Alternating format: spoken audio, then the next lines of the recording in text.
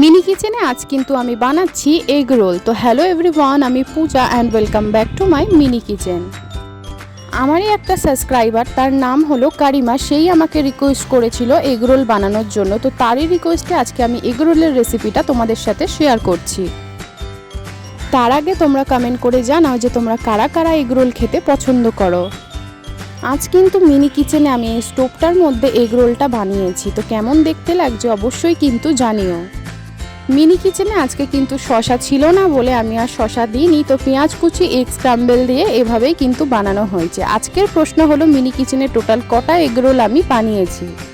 প্রথমে ভাবছিলাম এগরোলগুলো কলা পাতা দিয়ে মুড়বো, তারপর হলো না বলে এই পেপারের মধ্যেই কিন্তু মুড়ে নিলাম। তো কেমন লাগলো এগরোলের রেসিপিটা অবশ্যই কিন্তু জানিও। ভালো লাগলে একটা লাইক করে দিও, আর প্রত্যেকবারের মতো সাবস্ক্রাইব করে কিন্তু পাশে থেকো। দেখা হচ্ছে নতুন কোনো ভিডিও নিয়ে। বাই।